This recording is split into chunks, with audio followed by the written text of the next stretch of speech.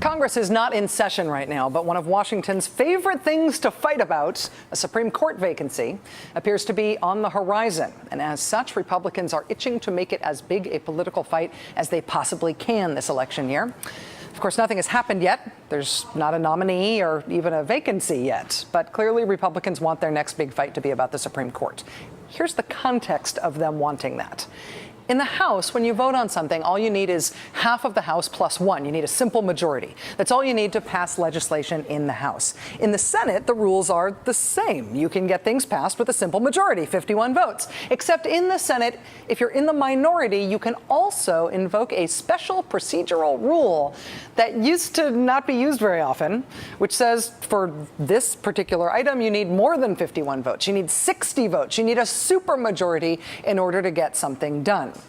In the Constitution, there's only a couple of things that are considered important enough to require a supermajority, things like ratifying treaties and changing the Constitution and impeachment. But in the Senate, they've decided that Senate rules let them require a supermajority whenever the minority feels like forcing the issue.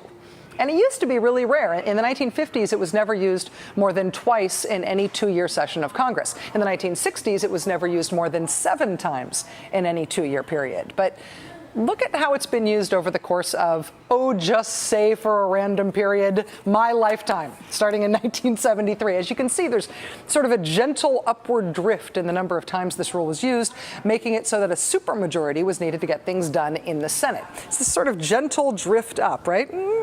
But then 2006 happened. And in 2006, Democrats won a majority in the Senate. With that in mind, watch what happens with this infrequently used rule that gives the minority a chance to block a majority vote. Watch what happens starting in 2007, when Republicans suddenly found themselves in the minority. Boing! The filibuster had never been used this way before. It had never been used so frequently before the Republicans found themselves in the minority after the 2006 midterm elections. And ever since then, ever since 2007, Republicans have been acting ahistorically.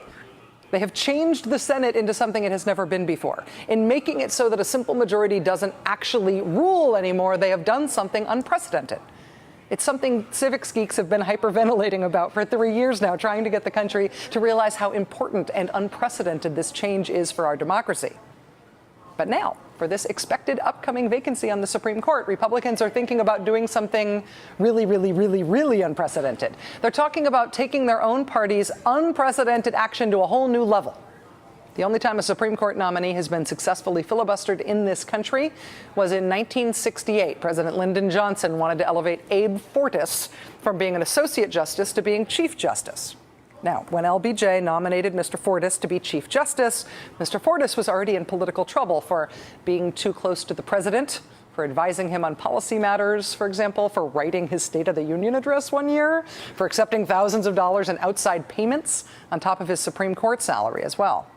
So Mr. Fortas' nomination was filibustered successfully. He was not allowed to rise to Chief Justice. And the following year, he actually became the first ever Supreme Court justice to resign under threat of impeachment after news got out that he had secretly taken a $20,000 retainer from a Wall Street financier who wound up in prison.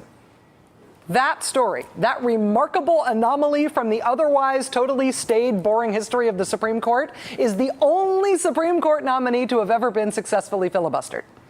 The guy who was about to be impeached for taking side money.